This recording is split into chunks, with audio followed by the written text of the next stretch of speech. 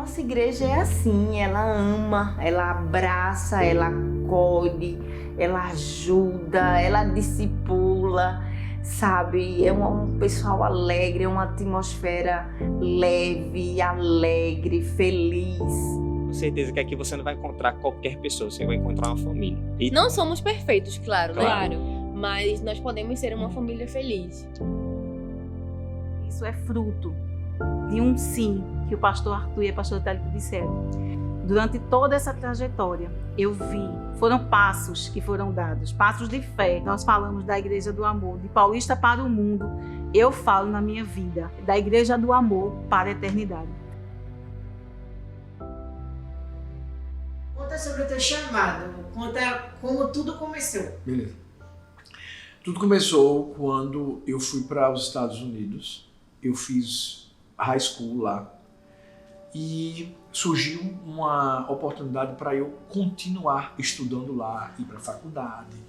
É tanto que eu comecei a visitar alguns campos para conhecer, para ver o que eu ia fazer, inclusive até teológico. E de repente houve uma situação onde eu ia para uma cidade lá dos Estados Unidos chamada Atlanta, só para fazer um tour, só para conhecer, só para estar lá com o pessoal. E a filha desse casal é que ia me mostrar a cidade, que ia fazer tudo comigo. Surgiu um acampamento para ela ir, uma conferência, e ela ligou para o meu pai americano e disse assim: você quer ir? Se ele quiser ir, manda ele pegar o ônibus hoje. Aí eu disse: não, eu vou para essa conferência. Fui. Cheguei em Atlanta, fui para a conferência foi demais, foi muito abençoadora. E eu lembro que uma das últimas mensagens, né, um pastor lá pregou, tocou tanto o meu coração. E eu ouvi Deus dizendo assim: você vai voltar para o Brasil, eu vou te usar lá. Então eu falei com meu pai e disse assim: pai, não vou ficar aqui nos Estados Unidos, vou voltar para aí. Até porque eu passei toda a minha vida servindo na igreja do meu pai, eu cresci lá. Né, e sempre, né, fui envolvido no ministério. Então eu disse: vou voltar, vou estar lá, vou estar servindo. E voltei, continuei servindo.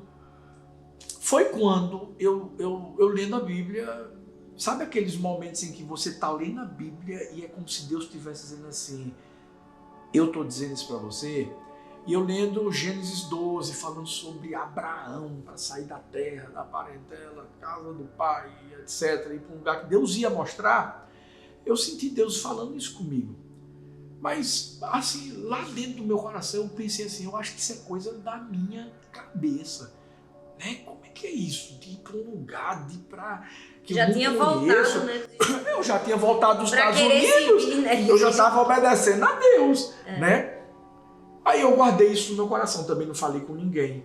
Eu ainda não te conhecia, não falei nada para ninguém. Até que passaram-se uns 2 meses, acredito, eu estou tomando um café com meu pai. De repente o telefone toca, ele está falando com uma pessoa, e eu lá, tomando meu café, ele desligou o telefone, olhou para mim e fez assim: Tuca! Eu falei: oi, pai, você vai para Maranguape, você vai para Paulista.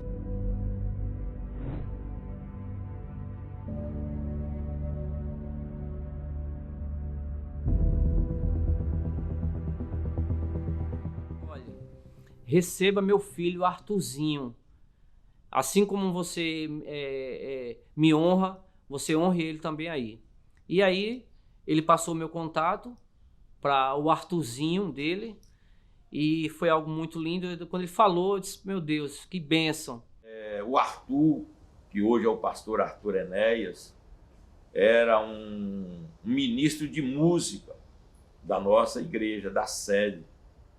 Aliás, ele não era só ministro de música, ele era polivalente, ele estava em todas as áreas da igreja, adolescente, jovem, tudo, e ministro de música. E então, a gente estando na mesa, jantando, não foi, Linda? Foi. Nós estando na mesa, jantando, foi um impulso assim, Deus colocou no meu coração o Arthur. E eu disse: meu filho, se prepare, porque você vai tomar conta vai estar na direção de Maranguape 1. Ele tomou até um choque, né? Mas o Arthur, um filho maravilhoso, um filho beijoqueiro, não é? Muito amoroso. De um amor extraordinário, e ele imediatamente ele accedeu. Eu creio que ele já vinha orando, e eu também orando, né? Ele accedeu. E ele disse: pois não, pai, eu estarei ali à frente do trabalho. Aí foi aquele choque, assim, sabe? Tipo, meu pai tá me mandando pra longe. Meu pai vai. Maranguapium, Paulo, não tem esse lugar, gente? Eu não conhecia. A gente nunca tinha ouvido falar. Não. Ó, a gente nasceu em Recife. Paulista é uma cidade do Grande Recife, mas assim, eu não sabia que existia, não, porque eu só vivia em Recife e Olinda. Era o que eu conhecia, né? Recife e Olinda. E eu até brinco que eu comecei a conhecer Paulista quando encardinou. Cardinou Era um programa policial. E que dizia assim: morreu mais um assassinado em Maranguapium, Paulista. Eu disse: eita, era pra lá que eu vou. Vou pra Paulista. Mas assim... Porque na época, Arthur era seminarista, né, da igreja. Isso. E tinha acabado de começar um trabalho lá em Paulista. E aí, nessa época, o pai de Arthur, esse irmão, fazia um culto assim, numa caixa d'água. Uma caixa d'água, depois passou para uma garagem que é de um diácono aqui da igreja. Esses dias, Roberto me mandou o recibo da garagem que ele comprou. Eu tinha trabalhado 3 anos numa empresa e minha indenização de 3 anos foi em torno de R$1.000 naquela época. Eu peguei, dei entrada e a garagem foi R$1.500. Eu ainda dividi em 5 de 100. Então imagine, naquela época o salário mínimo era R$180. Um jovem que estava desempregado comprar uma garagem que custava em torno de 7 salários mínimos. Eu dei toda a minha indenização para comprar aquela garagem e depois ainda parcelei em 5 de 100. Estou aqui com os recibos aqui. E eu guardo esse recibo aqui meio que como um memorial de que tudo começou com essa atitude. No meu coração, quando eu cheguei ali, eu disse: Deus, se aqui é o meu campo missionário, eu digo sim, eu quero obedecer. Porque esse sempre foi o maior sonho da minha vida. Eu sempre quis ser missionária. E minha mãe já movia isso muito no meu coração. Então sempre, quando eu era criança, antes de dormir, ela mandava a gente orar pelos missionários, pelos pastores espalhados no mundo. Bom, na verdade, eu criei filhos para ser missionários, né? Enquanto muitos pais assim procurariam se realizavam, né, em ser médicos, doutores, e a minha realização era o bem maior, que maior do que eles era servir ao Senhor. E eu lembro que aquilo foi criando um amor no meu coração por missões, por vidas. E eu sempre tive um chamado ministerial desde que pequenininha. Eu sempre amei servir, eu sempre fui muito falante. Então eu amava pregar, eu pregava para minhas amigas. Aquelas fitas que tinham de tu fazendo apelo. Era verdade. Dizendo uma vida, 2, 3, 100! Desde pequena ela subia assim e brincava com os irmãos e pregando o evangelho. E, por exemplo, hoje eu vendo ela pregando e 10, 9, 8, 9. E eu ficava assim me achando engraçado, porque quando ela era pequena ela fazia justamente isso, né? E ela começava: a primeira alma para Jesus, a segunda, a terceira, agora 200, 300. E aí ela se empolgava, né? Então, ela estava vivendo um pouco o que ela sonhou quando era criança.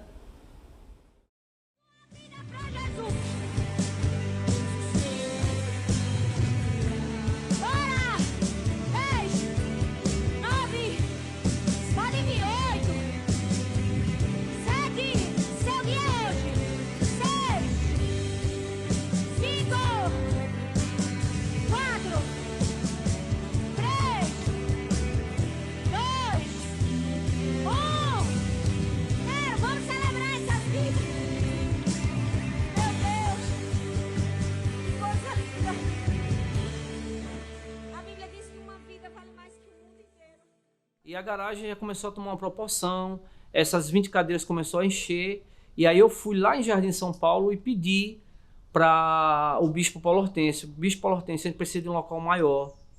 E aí ele me autorizou a procurar, a mim e ao irmão Adeildo. E a gente começou a procurar e achamos o templo pequeno. E quando a gente achou o templo pequeno, eu voltei lá, se eu achei, estou com o telefone do dono, estou com o endereço, e queria pedir para que o senhor fosse lá para fazer a negociação do valor do aluguel. E já mandou uma quantidade de cadeiras bem maior, já mandou um som melhor, e a gente começamos ali no tempo pequeno.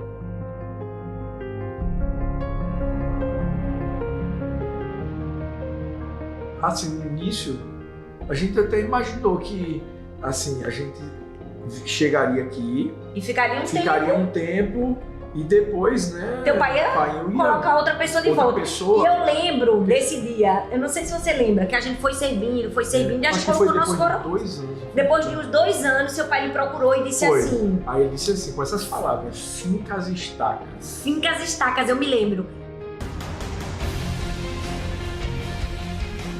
Quando eu fui passar na frente, aí eu olhei para pastor Arthur, me perdoe, mas acho que eu já falei isso pro senhor. Eu vi pastor Arthur ali, um menino, de cabelinho arrepiado. A falha do ser humano. Eu disse, isso é um pastor aqui? Que já tinha me falado dele. E eu perguntei para uma das irmãs, cadê o pastor da igreja? Ele vai chegar hoje, ele não veio hoje? E aí a irmãzinha falou, né? Disse, não, o pastor é esse aí, é o pastor Arthur, ele agora vai ficar aqui conosco, ele já está aqui há um tempo, sei o quê. E eu, meu Deus, olhei para ele assim de longe, né? E ele disse, meu Deus, um menino desse, cabelinho todo assim arrepiado, ele todo um jovem menino mesmo. E eu disse, o que é que eu vou conversar com esse menino, minha gente, veja só. Meu Deus, já pedi perdão a Deus, pedi perdão a ele também. E que a gente costuma julgar, né, pela aparência. Mas não sabia eu que ali estava começando uma grande trajetória na minha vida. E que Deus usaria aquele menino para começar uma transformação na minha vida e da minha família. Eu sei que Deus tem uma história linda pra gente aqui. Eu me lembro que teve uma época que tinha aquela música de Fernandinho, uma nova história Deus tem pra mim.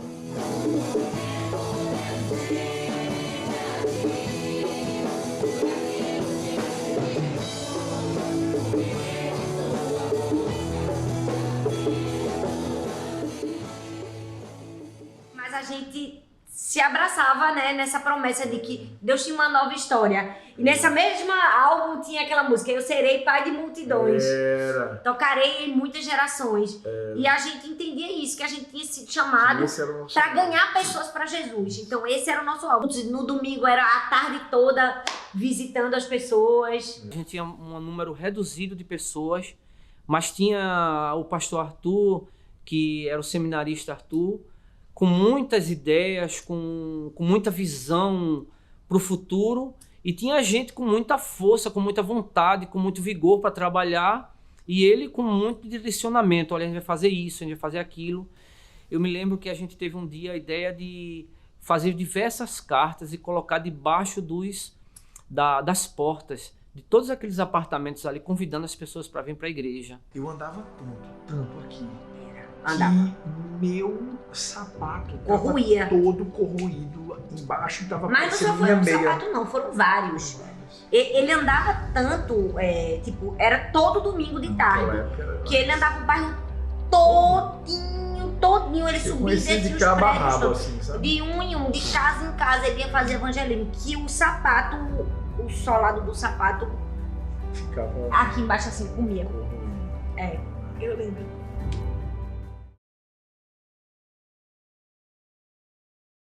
O pastor Arthur dizia, fala aí com o seu irmão que está do lado. Ainda a gente, pelos nossos olhos físicos, a gente não via ninguém. Mas pela obediência do nosso profeta, a gente falava, né?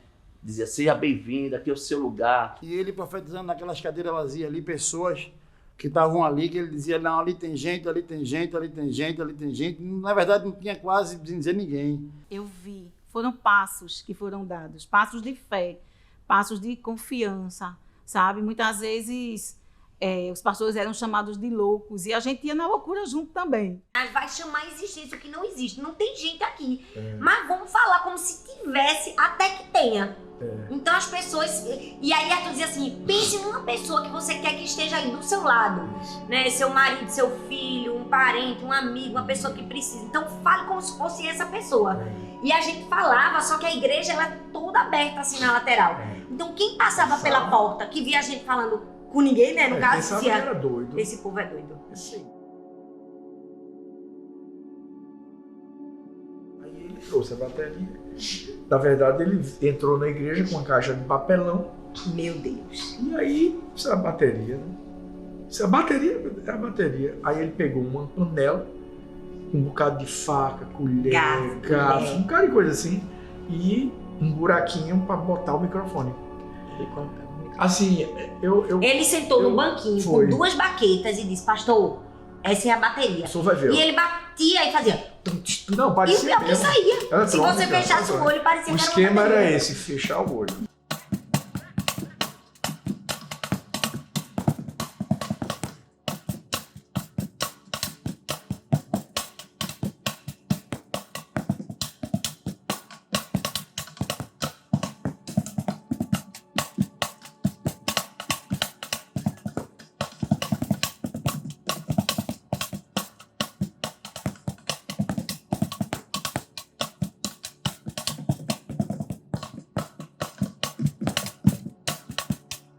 O pastor Arthur achou interessante. Caixa de papelão só tinha um violão e não tinha bateria. Interessante.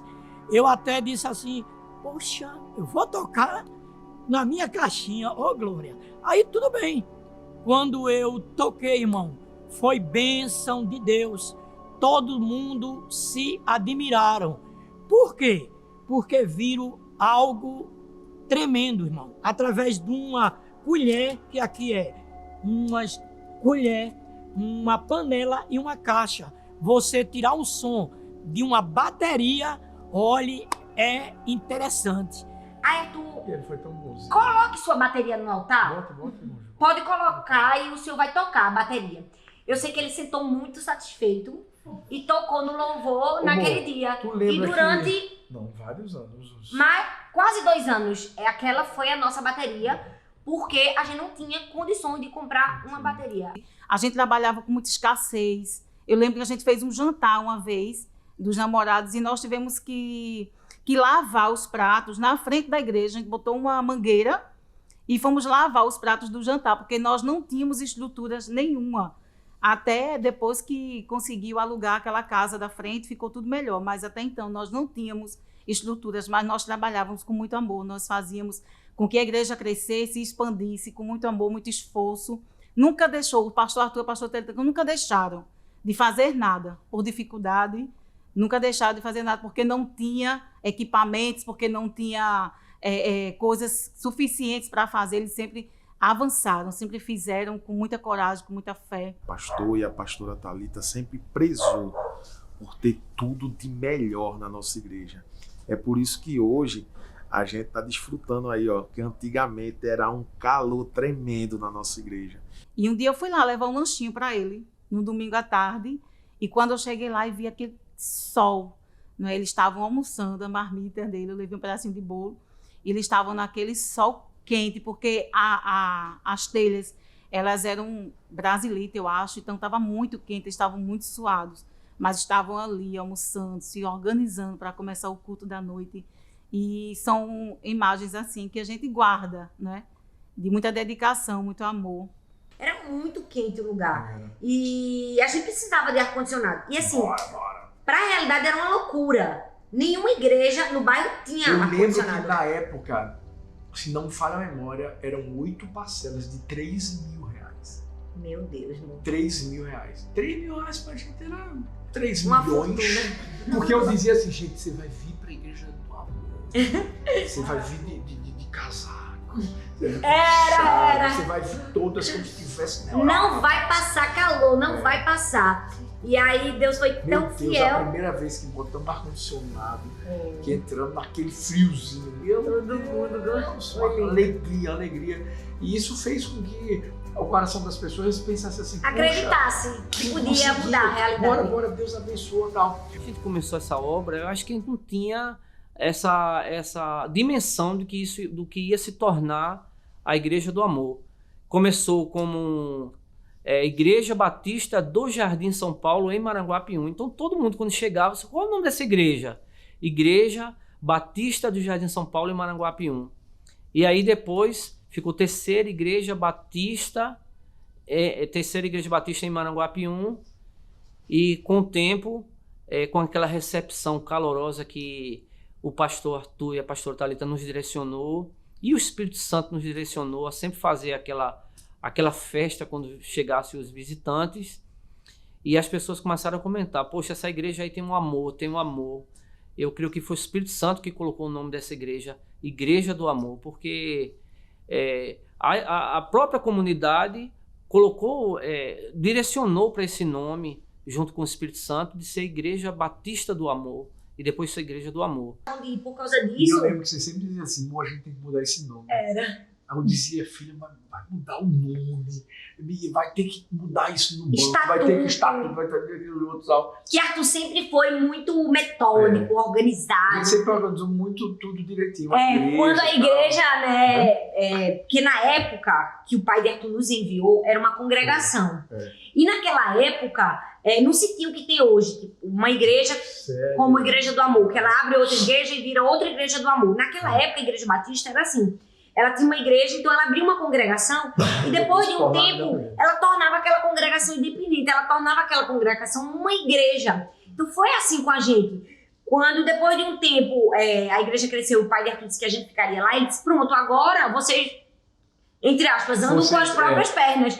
Então a gente foi registrar no cartório como igreja, então registramos como Terceira Igreja Batista. Porque queria botar a Igreja Batista em Maranguapium, mas já tinha. Aí primeira já tinha, segunda também tinha. Aí a gente foi terceiro. Medalha de bronze. Que tá nessa Olimpíada. E eu sei que a gente queria muito mudar, só que naquela época era uma quebra de paradigma muito grande, que não existia o que existe hoje. Igreja tal. Só tinha, ou você era Assembleia, ou você era Presbiteriano, ou você era Batista. Não se tinha outros nomes. Era uma coisa que estava muito iniciando. E aí, depois de muito tempo, eu convenci a tudo. Senão a gente vai mudar o nome da igreja. Vamos mudar. Aí ele vai botar que nome? E aí foi lindo, porque um irmão da igreja disse assim: pastor, todo mundo já chama a gente de Igreja do Amor. Por que a gente não coloca o nome que as pessoas mesmo colocaram? Porque na época, todo mundo que ia pra igreja dizia assim: tu vai pra onde? Eu vou lá pra aquela igrejinha do amor. Era a Igrejinha do Amor. Porque essa era a nossa identidade, sempre foi. Por causa da Blitz do Amor, porque a gente abraçava as pessoas na hora dos visitantes. Porque Arthur tinha muito esse perfil de abraçar, de beijar, de ser amoroso. Então eu acredito também que passou essa identidade para a igreja. E aí, quando Arthur pesquisou, disse: então vamos mudar só o nome Fantasia. Só o nome Fantasia. No estatuto. E aí ficou Igreja Batista do Amor. E depois de um tempo... ficou mais simples falar Igreja do Amor. A gente encurtou mais ainda e ficou Igreja do Amor. E foi assim que mudou o nome. E quando mudou o nome também... foi uma virada de chave, porque eu acredito que foi como se a nossa identidade se firmasse mais ainda, e aí a gente cresceu ainda mais em amor, então a gente foi conquistando ainda mais pessoas para Jesus. Outra marca que sempre foi muito forte, que eu acho que isso também parte muito do que Arthur ele é muito evangelista, né? Ele tem muita paixão por almas, o apelo dele é diferente de todos os apelos de todas as pessoas no mundo. Bora lá! Senhor Jesus, eu te confesso como Senhor e Salvador da minha vida, com o meu coração. Eu creio que a tua morte foi a minha morte, que a tua ressurreição foi a minha ressurreição. E hoje a tua vida é a minha vida. Ei, levanta no seu lugar. Olha pra nova família que vocês estão recebendo. Olha pra lá. Levanta aí. Olha pra lá. Olha pra lá. Olha pra lá. Olha pra lá. Bora, família, não pode assim, ó. Abençoados de Deus. O nosso coração celebra pela decisão que vocês tomaram nessa noite. Sejam bem-vindos. Sejam bem-vindos à nossa família. A família de Deus. A família que ama. Vamos fazer festa!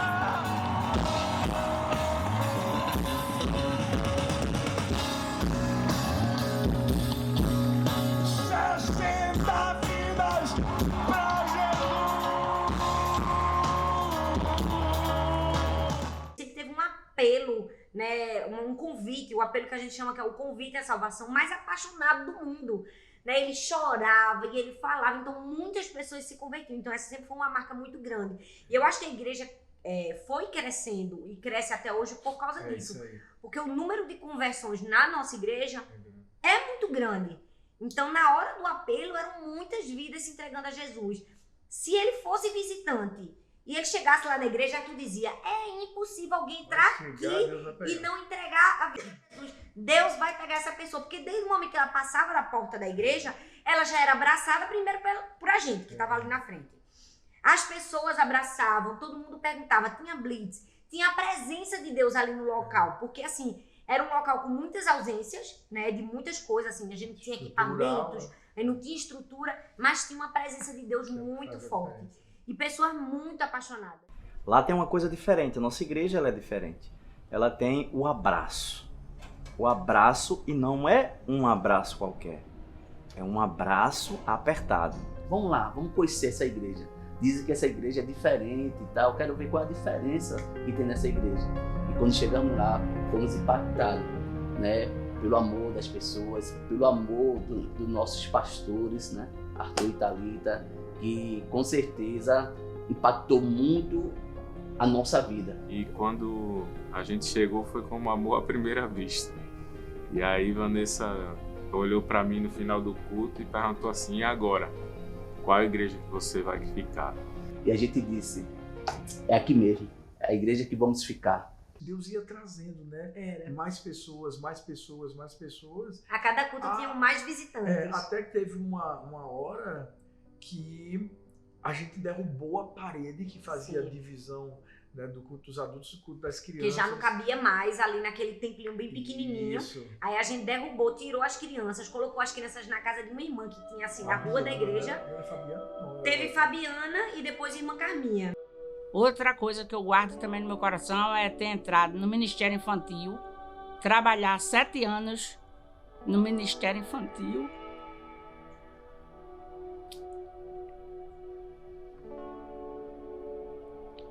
Marcou muito a minha vida. E servir ali junto com as crianças. Quem não trabalhou no Ministério Infantil da igreja? Não pode dizer que é da igreja. Não tem como. A gente era criança, participou do Ministério Infantil e a gente trabalhava no Ministério Infantil, entendeu? Porque não era na igreja. Nossa igreja era tão pequena que as crianças não cabiam lá. Então a gente ia pra a casa de apoio, era da irmã Carminha, eu acho, na época. Atravessava uma rua fazendo fileirinha com as crianças. E depois tinha a Fabiana também. Isso, agora imagina só, 3 adolescentes cuidando de crianças. Minha gente. Era a gente. Olha, teve uma vez que tava uma bagunça, tinha uma filhinha de criança assim, todo mundo gritando. E a tia disse assim, eu vou dizer ao pastor Arthur. Como se ele fosse a pior pessoa do mundo, né? Coitado, tão bonzinho. E eu comecei a chorar, eu chorava. Por favor, não fala pro pastor Arthur, ele vai brigar comigo. Como se ele fosse uma pizinha, né? Meu Deus do céu. Eu me lembro que eu atravessava as crianças. Ninguém solta a mão de ninguém, ninguém solta a mão de ninguém. E eu ia clamando, meu Deus, não deixa acontecer nada aqui. Eu levava as crianças e trazia, levava e trazia todos os cultos. E tinha uma casa na frente, que era de um rapaz que ele não era cristão, o Ronaldo. Hoje ele é da nossa ovelha, é membro da igreja. E ele tinha uma casa com uma academia. A gente queria muito a casa dele, porque era na frente da igreja e era ali que a gente queria fazer. Não somente o culto infantil, mas um projeto que a gente fazia, social, desde aquela época, chamava PEP. Era o Projeto de Pré-Educação Escolar. Então, a gente cuidava de algumas crianças que viviam em muita vulnerabilidade social, não tinham escola e não comiam direito. Então, eles faziam reforço escolar e a gente dava o almoço deles e eles iam para casa. Mas a gente fazia isso tudo dentro da igreja. A gente queria a estrutura da casa para poder fazer lá. E aí, só que ele não era, ele dava muito trabalho, esse vizinho. Os churrascos que ele fazia com música brega nos domingos. Bem alto, virado pra igreja. Atrapalhava o culto, meu Deus. E aí eu botava o som, apagava toda a bateria do pastor Arthur, mas ele continuava louvando. E eu da minha casa fazia, pastor Arthur, venha-se embora aqui tomar um churrasco, comer um churrasquinho, tomar uma cervejinha. Ele fazia, cerveja não, mas o refrigerante e a água eu vou tomar. E eu chamava ele para comer a carne. A picanha, e tinha picanha mesmo, gente. Só que ele chegava no final, ia comer uma asinha bem torradinha. Acabava o culto, eu falava pro pessoal ia embora e ele tava lá dentro Aí, tudo bom? Pastor, ele bebinho e tal. Quer um churrasquinho aí? Eu quero, traz pra cá. Aí Arthur ia. Umas coxinhas, umas asinhas de frango pra mim. E Arthur conversava com ele, abraçava ele. E pouco a pouco Arthur foi ganhando ele pra Jesus. Até que um dia ele foi pra igreja, ele tava bêbado. Na hora do apelo, ele se converteu. Dormiu com... Eu olhei pra frente da igreja e o pastor Arthur lá em cima, já profetizando lá as coisas, orando com os irmãos. E aí eu fui e disse, eu não vou pra gala, não vou pra canto nenhum, vou pra igreja. E fui bêbado. Nossa, só Deus sabe. Cheguei ali bêbado, mas tinha um papelzinho na minha mão pedindo um louvor. E eu disse, pastor Arthur, eu tô aqui, mas toca esse louvor pra mim aí. E aí começou um processo muito lindo de Deus na vida dele. Demorou muito tempo até ele se firmar, né? Até ele abandonar as amizades, a bebida e tudo que ele vivia. E quando ele realmente, né, se tornou... Ele ia se batizar. Ele ia se batizar. Aí ele passou por uma situação difícil. Uma semana antes. E decidiu viajar. E disse, pastor, eu vou vender pra igreja. O senhor quer? A gente quer. Eu ia vender aquela casa na época, o colégio tinha oferecido muito mais, só que eu já tinha feito um propósito com Deus. Não foi com o pastor Arthur, eu tinha feito um propósito com Deus.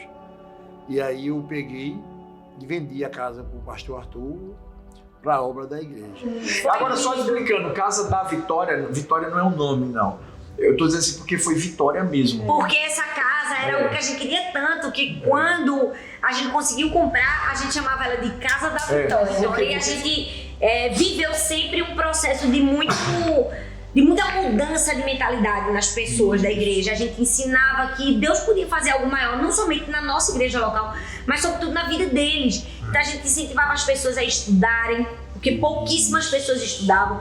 A gente estudava elas a estudarem, a trabalharem, a buscarem o melhor e entender que Deus podia mudar a realidade daquele lugar, a realidade social e tudo mais. A Igreja do Amor faz parte da minha história.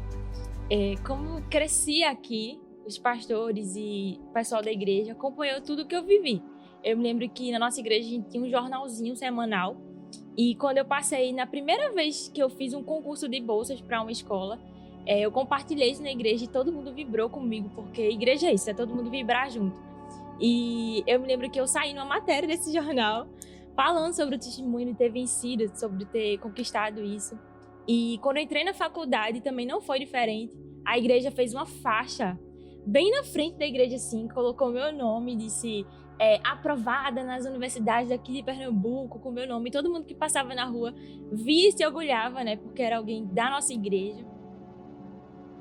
Quando eu cheguei na Igreja do Amor, fiquei muito à vontade em participar, né, da Escola Bíblica Dominical. Inclusive, eu estou aqui com uma lição da época, né? Aqui, essa lição da época da Escola Bíblica Dominical, na época que eu era mais jovem, que ainda sou jovem. E foi uma experiência muito boa.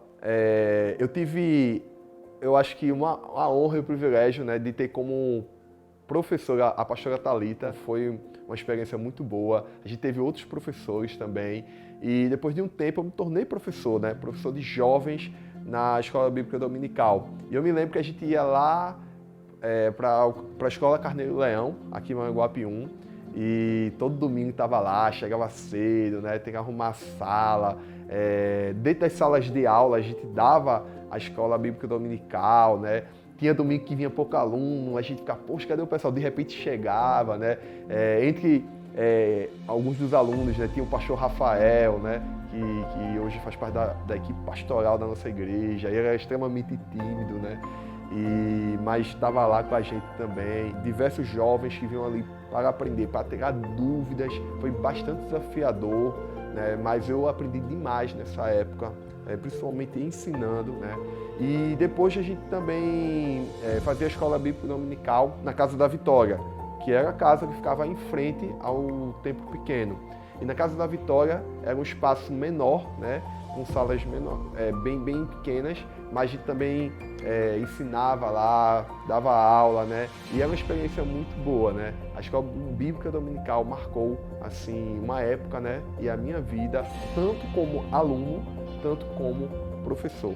Então, enquanto a gente chegou tava lá no templinho ainda, no templo pequeno, né, que a gente chama, e já tava assim, lotando, né? Eu lembro que a gente colocava o telão do lado de fora, que a igreja lotava e ficava a rua na frente do templo também lotada, que a gente colocava cadeiras extras, né? E ficava a multidão em pé também. E aí foi quando o pastor começou a esboçar a ideia de levar o culto para a quadra do Carneiro Leão.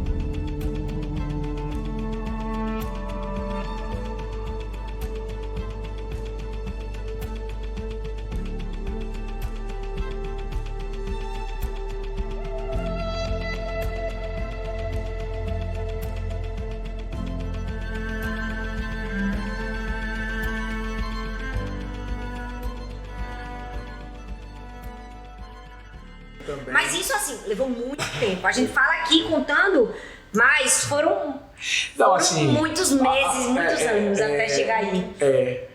A gente começou a viver o que a gente vive hoje depois de 10 anos. É verdade. Era um local com muitas ausências, né, de muitas coisas, assim, a gente tinha equipamentos, não tinha estrutura, mas tinha uma presença de Deus muito forte. E pessoas muito apaixonadas. Então, vinha a palavra, vinha o apelo, as pessoas vinham se entregando a Jesus e isso ia crescendo de uma maneira que nem a gente conseguia perceber, a gente não conseguia enxergar, né, esse quantitativo crescendo. Porque eram tantos cultos, né? Até que já não cabia mais, a igreja sempre apertada. E uma irmã da igreja disse assim: pastor, por que a gente não sai daqui e não vai para outro lugar? Só que não tinha, no bairro não tinha nenhum lugar para alugar grande, não existia, mesmo que a gente quisesse, não tinha. E ela disse assim: pastor, tem uma quadra de um colégio que é bem grandona aqui. Não está utilizada. Por que o senhor não fala com a diretora para a gente usar? Quando a gente foi para aquela quadra, é como você disse, a gente não tinha uma noção de quantas pessoas tinham sido alcançadas. A gente multiplicava cultos. E aí, primeiro culto. Eu sei que a gente botou quantas cadeiras. Eu sei, eu me lembro perfeitamente desse dia. Eu lembro como se fosse 1.700 cadeiras. Arthur mandou alugar. Era cadeira demais. Vamos alugar cadeiras. E tinha um irmão da igreja. Tinha um irmão da igreja que alugava cadeira. Então Arthur disse assim: traga todas as suas cadeiras. Então ele tinha muita cadeira que ele alugava pra festa. E a quadra era muito grande. E ele colocou 1.700 cadeiras. Eu me lembro, esse dia tá aqui, ó, na minha memória. Que quando eu entrei, a gente foi lá pra trás, assim. Gigantesca. Tu me trouxesse lá pra trás, a gente viu, teve uma visão de trás, assim, das cadeiras. Aí tu olhasse e fizesse assim: tu é doido. Foi exatamente assim. Nessa transição do templo pequeno para a quadra do Carneiro Leão, fundou-se um ministério na igreja, né, pela necessidade. E era o ministério, que ainda existe, o Ministério Guardiões do Templo. Esses eram realmente aquele exército que metia a mão na obra, a mão na massa. E os guardiões passaram a ser responsáveis por toda a estrutura da quadra, né? Tudo que a igreja fazia, um culto, a gente tinha sempre guardiões organizando tudo. A gente tinha que todo dia que tinha culto, chegar muito cedo, por exemplo, 14 horas, né, para ter o culto de 5, né? Eu não me lembro se a gente tinha o segundo culto, mas a gente chegava muito cedo para montar toda uma estrutura, né? A gente descia 3 banners gigantes, a gente colocava o púlpito, né, o palcozinho, e a gente colocava mais de 1.000 cadeiras.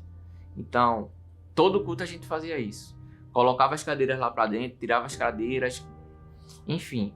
E quando a gente foi para a igreja, né, é algo que eu sonhava assim de coração, né, porque a gente realmente é o sacrifício de muitos ali. E quando chegou na igreja, no templo que a gente está hoje em dia, né, eu disse aos guardiões, eu disse: aproveitem bem, principalmente vocês que estão entrando hoje, o que vocês têm aqui, né, cadeiras lindas, novas, confortáveis. Vocês não precisam colocar uma cadeira nas costas. A gente, naquela época, tinha irmão que colocava mais de 40 cadeiras nas costas e ia atrás carregando, ajudando ele.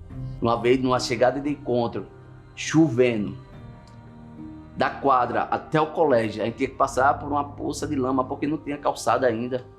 E eu vi lá os guardiões, né? Independente de se estava, né, chovendo ou não, né? Eles não reclamavam, ele carregava a cadeira, levava, guardava com muito amor, com muito carinho, né? E aquilo me impactou também, eu fazendo parte dos guardiões e vendo os meus irmãos também, né, com muita alegria, com muito amor, né? A gente sabia que a gente está servindo as pessoas, a mesma coisa, está servindo a Deus. Ficava responsável, pasmem, era eu mesmo, ficava responsável pela organização e entrada dos carros para o estacionamento, e também dos pedestres para passar de uma passarela para o templo.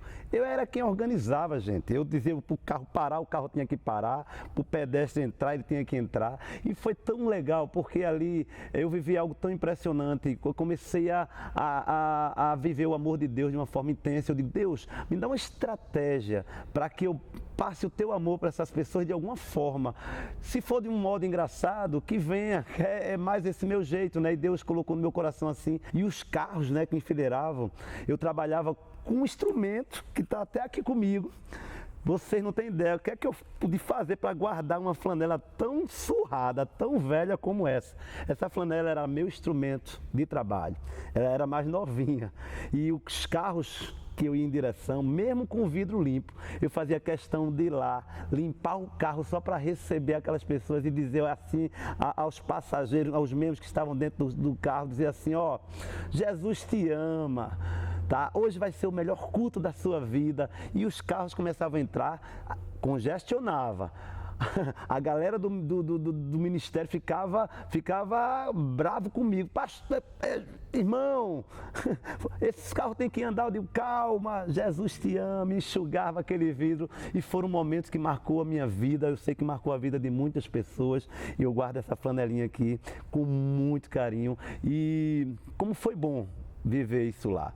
Eu me lembro de um dia que foi uma chegada lá, que foram mais de 100 vidas para Jesus em um culto, que se entregaram a Jesus.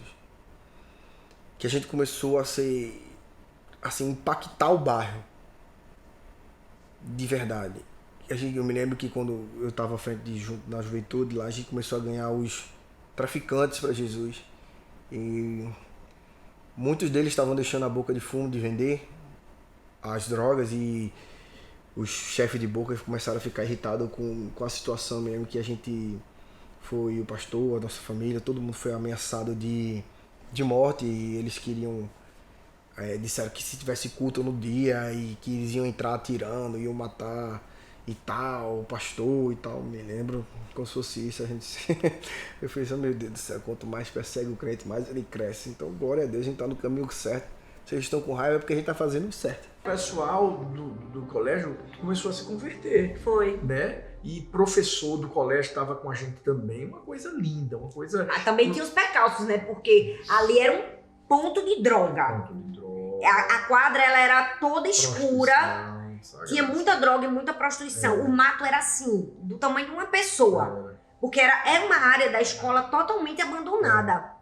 Porque não se tinha verba para cuidar. Então, pra gente entrar, a gente teve que limpar aquele mato todo. Lembra? A gente ficou uma semana com Fizemos aquele caminho, lembra quando chovia? Aí os meninos, os guardas fizeram um caminhozinho pra poder entrar no colégio. Construíram alguma coisa do lado também. Não sei, fizeram alguma coisa também. Porque lá até poder... os próprios alunos da escola não tinham acesso à quadra quando chovia. Porque era muito assim, jogado.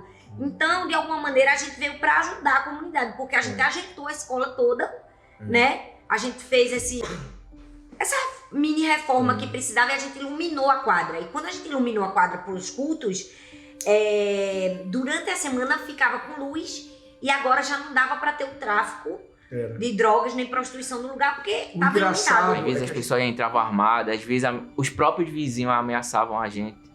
E quando a gente chegava, o pastor Arthur, ele dizia, não, filhão, Deus está no controle de tudo. Então, realmente, a gente... Sempre houveram várias ameaças quando a gente estava ali e nunca realmente aconteceu nada, né? Porque Deus estava com a mão ali sobre a gente e era Ele que fazia tudo. Né? Durante o tempo, né, a gente tava tudo mil maravilhas lá na escola, no Carneiro Leão. A gente já tínhamos feito algumas reformas para que o culto pudesse ter uma logística melhor.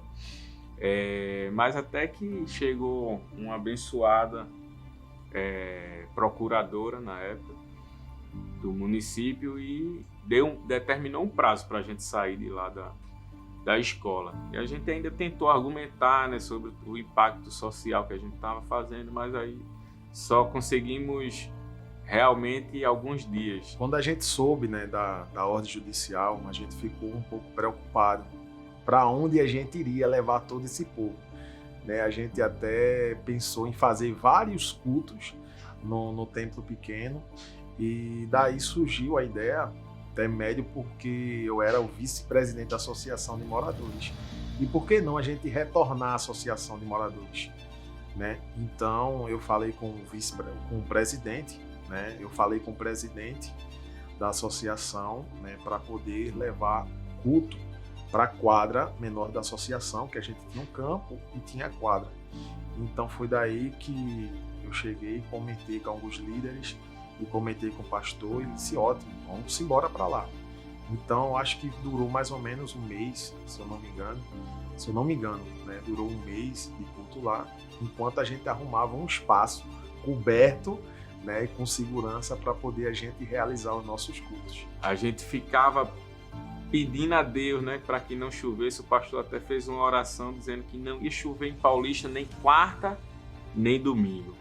E realmente não choveu. Eu vi isso, que não choveu nem na quarta e nem no domingo, porque assim, às vezes a gente brasileiro tem uma mania muito de ver para crer. A gente não tem que ver para crer, a gente tem que crer para ver. Mas teve um dia que a gente inventou de fazer um culto de homens e mulheres, e aí o pastor disse, filho, bota a cadeira das mulheres sempre, a maioria, né, na quadra, prepara tudo lá e a gente vai pro templo pequeno, os homens. A gente deixa os guardiões lá. Quando eu terminei de arrumar tudinho com os guardiões, a gente arrumou as cadeiras, tirou foto, mandou pro pastor, começou a chover. E aí eu disse, paizão, o senhor orou quarta e domingo, esqueceu do sábado. E ali ele sorriu e disse, recolhe tudo. E a gente foi para a Casa da Vitória, as mulheres ficaram no templo. Mas assim, o lindo é que quando a gente foi na quadra e Deus foi dando esse crescimento, a gente sempre declarava assim, e que venham as multidões. E que venham as multidões, e que venham as multidões. E aí Deus foi dando esse crescimento, mas sempre lá no nosso coração, a gente dizia assim, poxa, a gente sabe que Deus tem algo melhor, né? A gente sempre creu que o nosso Deus é grande e é excelente. Então, mesmo quando a gente tinha chegado aqui em Paulista, e Paulista era uma cidade conhecida como uma das mais violentas do estado, e em termos de tudo. E, assim, sabe, a gente sempre creu que a igreja do Senhor lá faria com que as coisas mudassem. O pessoal do colégio começou a se converter. Foi. Né? E professor do colégio estava com a gente também, uma coisa linda. E logo em seguida a gente conseguiu alugar o local, né, que a gente chamava Alta Unção, porque era uma casa de show e o nome era Altas Horas. E ali o próprio público da igreja, os próprios irmãos, foi que começaram a declarar que vai ser Alta Unção, e pegou esse nome. Temos uma missão e não vamos fugir dela. Vamos ganhar as multidões e cuidar muito bem delas. Amamos nossa igreja e ela é do Senhor. De Paulista para o mundo, muito prazer. Somos a família do amor. Na época do Alta Unção, a gente fez grandes eventos ali. Por exemplo, foi um culto das mulheres, se eu não me engano, com a Helena Tanuri. E eu já era líder dos guardiões ali. E aquela parte da frente lotou de carro, a gente não sabia mais o que fazer. O pessoal, os guardiões aperreados. A turma chegando pra mim, Rudy, a gente já tá entrando pra Maranguape 2, pô, de carro. Eu disse, vão colocar. A gente começou a enfileirar os carros, sem deixar que a vizinhança também, né? E ali foi algo tremendo, porque foi muita gente. A gente nunca tinha visto aquilo. Outro evento também que impactou foi quando o Anderson Freire veio para a igreja, né? Gabriela Rocha também. Então foram grandes eventos que a gente teve alguns desafios ali. Mas quando a igreja começou em células, porque hoje nós vivemos em células, nós somos uma igreja, né, que se reúne de casa em casa e no templo. E célula, na verdade, é o nosso carro-chefe, é a nossa visão de cuidar das pessoas, de pastorear. E tudo na minha vida, além de começar, né, servindo de ministérios, um dia eu comecei liderando uma célula. E comecei como líder de célula. E depois de liderar, fui ser um coordenador, depois fui ser um líder de rede. Na época era Rede Verde, a gente tinha, né, muitas células de adolescentes. E aí foi quando veio, né, o pastoreio, né? Quando foi a consagração. Nesse lugar aqui aconteceram tantas coisas importantes. Dentre elas, eu acho que uma das mais importantes da nossa igreja foi a consagração de pastores que hoje, né, estão pastoreando campos, né, da Igreja do Amor. Foi um marco, né? Um marco de crescimento, uma nova etapa pra gente. Antes a gente era só pastor e agora a gente se tornou pastor de pastores e de pessoas que estavam muito próximo da gente, mas que eram muito desacreditadas por todos, até por eles mesmos, né? Não eram aquelas pessoas que tinham o perfil, mas que tinham cuidado com vidas. Então, assim, foi um marco pra gente, foi um marco e hoje essas pessoas ainda estão do nosso lado, são pastores de campos, começaram uma história com a gente, estão construindo essa história linda. É muito emocionante. Demais. Um dos momentos, entre muitos momentos lindos, emocionantes que nós passamos, porque nós somos igreja de verdade, de colocar a mão mesmo no arado, foi no momento que nós alcançamos a compra do nosso terreno.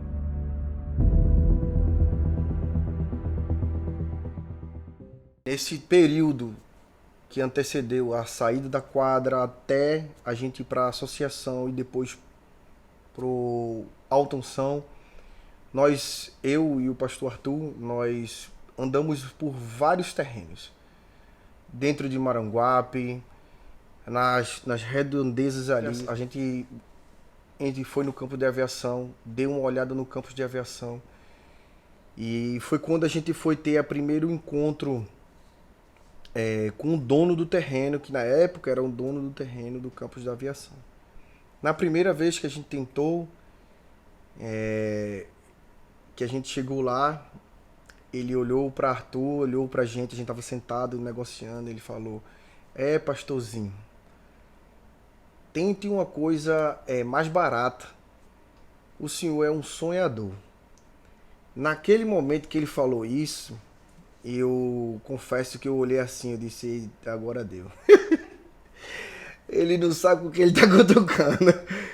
Assim, a gente fala isso não por a gente, mas porque a gente sabe o Deus que a gente serve. E na hora que ele falou isso, que a gente era um sonhador, a gente ficou felizes por saber que a gente sabe que a gente que sonha, mas sempre é Deus que realiza. E a gente saiu de lá, da situação, não conseguimos fechar o campus da aviação na época. E aí a gente foi procurando alguns terrenos, outros terrenos, até que em algumas conversas, algumas coisas foi falado desse terreno que ficava na PE 15, PE 22. E a gente foi lá de visitar o terreno, deu uma olhada e na época o vereador Tonico chegou com a gente e tentou intermediar a compra desse terreno. E quando a gente chegou lá, a gente não sabia. Era o mesmo o mesmo dono do outro terreno que disse que Arthur era um sonhador. E na hora que a gente sentou, ele olhou assim para Arthur e disse assim: eu conheço você. Você é o sonhador. Arthur, nós somos os sonhadores mesmo. E eu lembro que, como eu trabalhava junto também com as compras da igreja, no setor de compras, eu ficava preocupado. Eu digo: meu Deus, o pastor mostrou esse terreno aqui, gente. A gente foi lá para orar, reuniu todo mundo, foi ungir o local. Tinha parte do terreno que não estava nem alugado ainda, porque o terreno era subdividido em algumas áreas ali de espaço. E eu digo: Deus, eu sei o quanto é sacrificante comprar as coisas da igreja, mas que milagre, tem que ser um milagre para a gente comprar um terreno tão grande desse. E eu vivia a parte de compras, eu sabia que a igreja tinha que viver esse milagre, porque ela não tinha caixa para comprar, para alugar ou para comprar aquele terreno. E era compra, gente, não era aluguel. E Deus, de uma forma milagrosa, sobrenatural.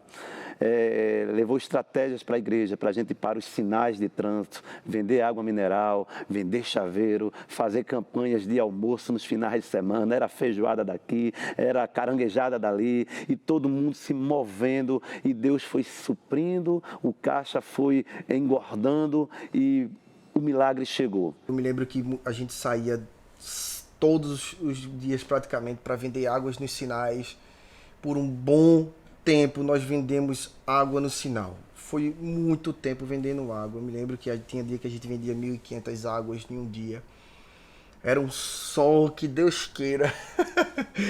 Mas a gente vendia água. A gente ficou bastante conhecido aqui em Paulista por conta disso. Porque todo mundo olhava e dizia assim, o pessoal da Igreja do Amor, o pessoal ali e tal, eles sabiam. E muita gente chegava e na hora de comprar água dava uma cédula de um valor mais alto. E na hora de pegar água, às vezes nem pegava, às vezes não queria aceitar o troco, pessoas cristãs de outras igrejas, mas também pessoas que não eram da igreja, sabe? A gente, me lembro que era tipo, cada término do dia era uma vitória que a gente contava, porque existia uma parcela de um valor muito alto. Eu lembro que na época, quando eu estava vendo todas as situações, eu disse, glória a Deus, tem água para vender. E nesse meio termo, o pastor também anuncia a compra no terreno lá na associação, que a gente ficou de fato sem teto, literalmente sem teto. E foi aquela festa, aquela alegria. Estado juntos desde o primeiro dia aqui.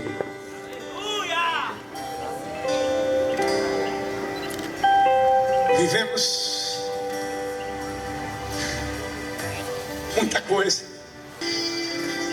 2 jovens que deixaram tudo para poder servir ao Senhor, para poder viver para Ele, para poder amar Ele primeiro. A gente esperou muito por esse tempo, dessa hora.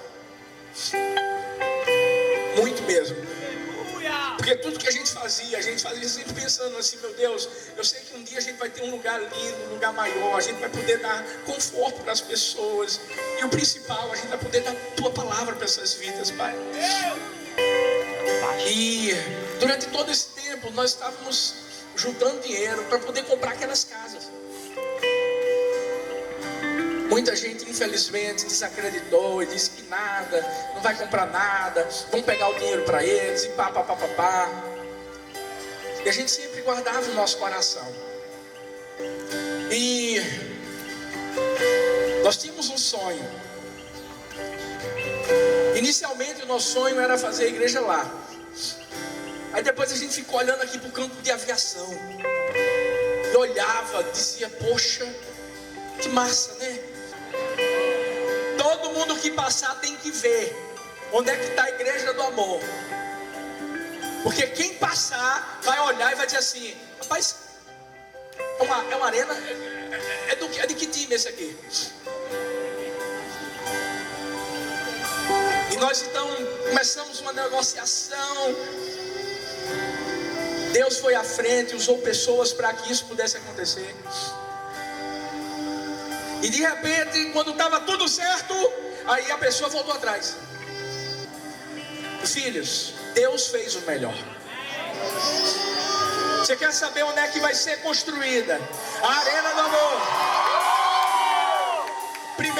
Primeiro eu quero que você saiba que a negociação já foi fechada.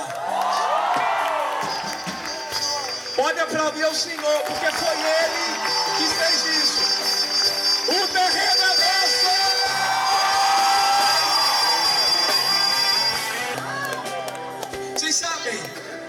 Vocês sabem onde é que fica o todo dia? Primeiro vou falar uma coisa. O terreno da Arena do Amor é na PE 22. É lá. E por que na PE 22, pastor? Porque lá a gente vai construir num local, a gente não vai ter problema com o vizinho, com ninguém. Vamos poder, inclusive o que a gente comprou agora, lá na frente a gente vai comprar mais ainda. Em nome de Jesus. Não tem um todo dia? Do lado todo dia tem uma mata bem grandona. Se você olhar para frente, tem um terreno que tem um campo de futebol aqui, outro campo de futebol. A Arena do Amor vai ser construída lá. Aplauda, Senhor!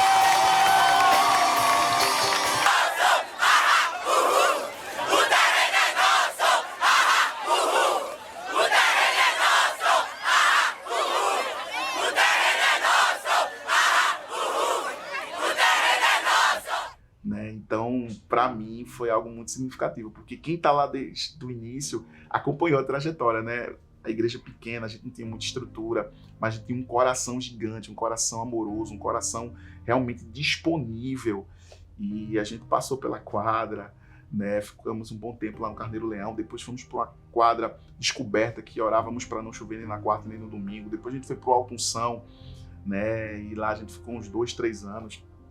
Mas a gente sempre em prol dessa visão, desse sonho, foi necessário a gente, né, arregaçar as mangas, vender água mineral, vender feijoada, né? Muitos doaram seus carros, muitos doaram aquilo que tinham, mas todos nós literalmente vivemos a igreja de Atos, né? Nós tínhamos tudo em comum. Nós literalmente, assim como Neemias fez na reconstrução do templo, assim fomos nós. Foi tão lindo no dia que o pastor Arthur anunciou, né, a compra do terreno. Então, na PE 22, né? Antes imaginávamos que ia ser lá em Maranguape, ia ser aquelas casas, ia ser aquela rua, mas Deus já tinha preparado um lugar bem maior, porque não se trata de um templo para Deus morar, mas na verdade um lugar para Deus morar. E graças a Deus, Jesus tem sido glorificado e vidas têm sido salvas. Eu sei que Deus vai permitir, vai abençoar e vocês vão construir um templo bem grande.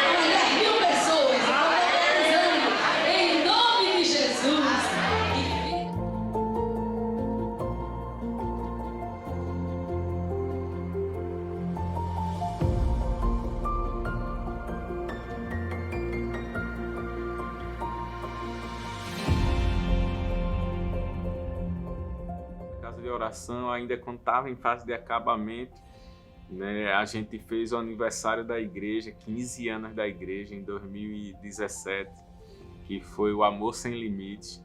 Foi surreal, né? Quem viveu aquele momento foi incrível. Foram noites maravilhosas assim de celebração, né, pelo aniversário da igreja, mais uma adoração, atmosfera de adoração muito linda, muito forte. E também muitas profecias que foram feitas naquela noite que ficaram gravadas na nossa mente, quem estava lá. Daí a gente hoje consegue olhar, né, tudo aquilo se materializando. O Senhor me falou sobre um novo tempo, sobre os próximos 15 anos. O Senhor me disse para compartilhar isso com você. O Senhor me disse, nesse novo tempo, o Senhor vai amadurecer a igreja. Aleluia! Até hoje vocês viram um crescimento em número e explodiu e de repente saiu do controle da mão de vocês. Mas o Senhor disse que os próximos 15 anos as almas vão continuar chegando, isso não vai mudar, mas o Senhor está consolidando. Ele vai deixar para vocês um povo maduro. Sabe o que? Eu sinto isso, que o Senhor está liberando sobre vocês uma unção para o ministério profético. É algo que vocês desejam, é algo que vocês amam, mas não vivem ainda em tamanha intensidade. Eu gostaria de repartir com vocês isso. Mas antes o Senhor me falou, eu vi um movimento com mulheres, pastora, que vai virar esse estado de ponta cabeça. O Senhor me disse isso, um movimento com mulheres. Mas não vai ser mais um congresso. Vocês têm medo de mais um congresso. Vocês não gostam de fazer evento por fazer evento. Vocês estão alinhados com o coração de Deus, sabe? Eu vi o seu coração como o coração de Débora. Eu me levantei por mãe de Israel. E o Senhor diz, é isso mesmo, minha filha. Eu vou te fazer mãe dessa nação brasileira. Eu vou fazer você mãe ao redor das nações da terra. E foi lindo. E não só quando nós alcançamos, mas quando foi para construir, né? E começamos com a casa de oração, porque tudo começa com a base. A base da igreja, a nossa base, sempre será a oração. Ele ensinou não só a nós, todos nós da igreja, mas a uma cidade, né, ao Brasil, ao mundo que vem nos visitar, que tudo começa com oração. Então a gente precisava de um templo, a gente precisava de um lugar, mas ao invés de construir isso, o pastor construiu a casa de oração. E ali a gente começar a viver a atmosfera daquele propósito, né? Todo mundo ia. Eu lembro que antes de a gente inaugurar a casa de oração, a gente fez um memorial onde as orações foram escritas nas paredes antes que viesse o último acabamento, né? Foi um momento muito marcante também. É a base de tudo, né? A gente sempre fala que, né, o nosso relacionamento com Deus é a base do que a gente vive na Igreja do Amor. E aí algumas pessoas até disseram assim, mas a gente está precisando de um templo. E o pastor vai construir uma casa de oração. Uma casa de oração. Mas assim, a gente sabia o que estava fazendo. E a gente disse assim, vamos fazer uma casa de oração, mas tem que ter arquiteto. Tem que ter um arquiteto topado das galáxias. A gente começou a procurar alguns arquitetos aqui na nossa região, da cidade e tal. Até que, de repente, No quinto escritório que a gente entrou, isso mesmo. Quando o Arthur foi entrando, o arquiteto, era um casal de arquitetos, e ele, pode entrar e tal, e a gente sentou e contou um pouco da história da igreja, tudo que a gente queria, meio que a gente tinha um briefing. Olha, a gente quer que a igreja seja grande, a gente quer que a igreja tenha uma quadra, tenha isso, tenha aquilo. E aí, quando terminou tudo, ele olhou pra gente e disse, mas o que vocês querem não é uma igreja, isso aqui é um complexo. Aí Arthur, pronto, é esse nome mesmo, você acabou de dar um nome, um complexo do amor. E aí, a esposa dele já estava um pouco emocionada com a história, e eu pensando, meu Deus, Deus já pegou a mulher dele, né? Só falta pegar ele agora. E aí, quando terminou, ele olhou para Arthur e disse assim, rapaz, eu nunca fiz isso na minha vida. Ele não era cristão. E ele disse assim, eu nunca fiz isso na minha vida, mas desde o momento que você entrou aqui, que eu olhei para você, eu gostei de você, eu vou fazer sua igreja e vou dar de presente. Eu vou lhe dar de graça esse projeto. A gente ficou assim, em choque. Como era que um casal que a gente tinha acabado de conhecer, deu todo o projeto, e era um projeto muito caro, porque uma igreja que tinha só de terreno 20 mil metros quadrados. Thalita chegou com a pasta de foto, Um não sei dossiê. quantas igrejas que tinha ido. Eu quero isso, eu quero aquilo outro. E o cara olhava assim, meu Deus do céu, isso não é igreja não, gente. Igreja pensou que era só uma subidinha assim, um negócio assim, e de repente era aquilo tudo. Né? E aí ele disse assim, então vamos fazer o seguinte, como eu nunca entrei numa igreja muito grande, me diga o nome de algumas igrejas aí para eu fazer uma pesquisa, porque eu só entro num projeto para fazer o melhor, eu vou fazer a igreja mais bonita do Brasil. E aí eu lembro que a gente deu vários nomes de várias igrejas no Brasil e algumas fora do país, e fomos embora. No outro dia ele ligou para Arthur e disse, pastor, aí Arthur, fale, ele fez aqui o arquiteto Roberto, ele, opa, tudo bom, ele, tudo. Tô ligando só para dizer pro senhor que tá tudo certo, viu? Já comprei a minha passagem e de mais 3 arquitetos, a gente vai em todas as igrejas, vai ver tudo que eles fizeram de bom, tudo que eles erraram, vamos fazer o melhor projeto para vocês. A gente ficou. Eu sei que ele rodou, ele foi em várias igrejas aqui no Brasil, ele foi na First de Orlando, ele foi para Orlando, para olhar a igreja de Orlando e fazer o projeto da gente. E ele disse assim, vou botar um arquiteto a mais na equipe, só para cuidar do projeto de vocês. E em 3 meses ele entregou o projeto pronto. E todo mundo que chegava lá dizia assim, uau, isso vai ser o quê? Eu dizia, uma igreja. Vai inaugurar quando? Eu digo, em agosto. O cara, do ano que vem, né? Eu digo, não, desse ano. Né? E Deus foi fazendo assim, de uma forma rápida, de uma forma sobrenatural. Eu lembro que por muitas vezes a gente trabalhou à noite, viramos à noite em algumas ocasiões. E por último, a gente precisava cobrir o galpão e eu contactei várias empresas, vários profissionais da área, né, de estrutura de coberta, e todos me deram um prazo assim, de 10 a 15 dias para conseguir telhar um galpão de 2.100 metros quadrados. E eu não tinha esse prazo, eu sabia que se a gente passasse 10 dias já não dava, porque a gente estava justamente a 8 dias da inauguração. Então, eu juntei um pessoal da igreja, uns voluntários do Ministério dos Guardiões, chamei um profissional da área, chamei ele e disse a ele, olha, eu só preciso que você vá coordenando tudo aqui, lá de cima, porque a gente vai fazer com que essas telhas subam e fiquem todas encaixadas no lugar aí. E ele olhou para mim e disse, pastor, eu nunca vi um negócio desse não. Ele não é crente. Ele disse, pastor, eu nunca vi um negócio desse não. Mas, diante de tudo que eu já presenciei aqui nessa obra, eu tenho certeza que vai dar certo. Então, eu comecei numa sexta-feira de tardezinha, final do expediente. A gente começou a cobrir o galpão. Quando foi no domingo, por volta de umas 4 horas da tarde, já estava 100% concluído. A gente até tem foto, registrou o final lá desse momento. Foi assim, praticamente 2 dias e meio que Deus realmente fez acontecer, porque sem Deus a gente não iria conseguir, não. O pastor Arthur, ele declarou que ele falava todo culto, gente. Todo culto de quarta, todo culto de domingo, ele falava dia 5 de agosto. Nós vamos estar lá. Dia 5 era todo culto, gente. Todo culto.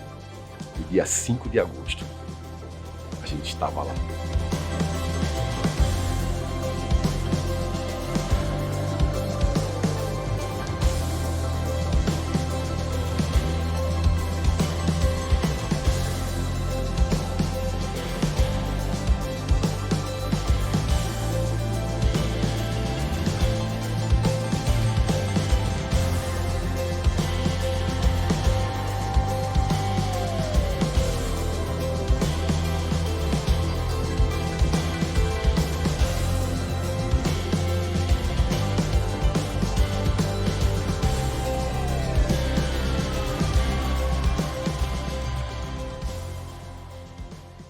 Então eu estou vendo na vida do pastor Arthur e da pastora Thalita obras maiores, porque é uma palavra profética que saiu da boca de Jesus. Amém. Te amo, amo vocês, filhos amados. Um beijo no coração. Te amo, meu filho. Nós te amamos muito. O coração aqui é mal peito, também, mas Thalita, nossas netinhas. E vocês, que são da Igreja do Amor, vocês estão no nosso coração também. Parabéns Viu? à Igreja do Amor. Amamos vocês. Pelos Continuem ministros de Deus. marchando com Jesus. Amém.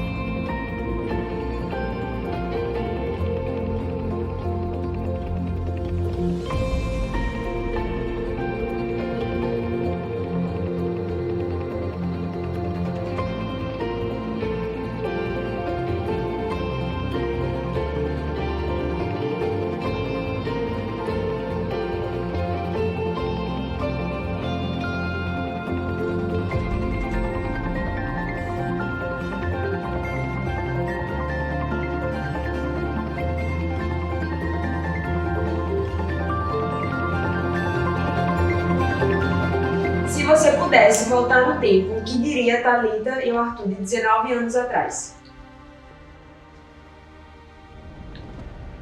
É forte.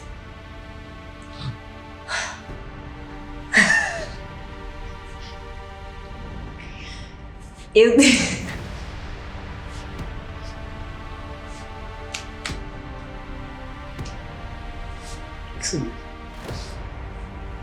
Eu diria, não desista.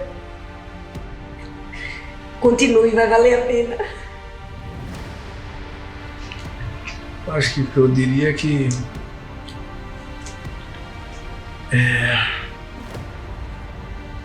eis-me aqui de novo. É que eu realmente faria tudo de novo para viver tudo aquilo que Deus tem permitido que a gente vivesse hoje. E só obedeceria porque quando você ouve a voz dele, não tem como dar errado. Não tem como dar errado. Siga em frente. Vamos lá.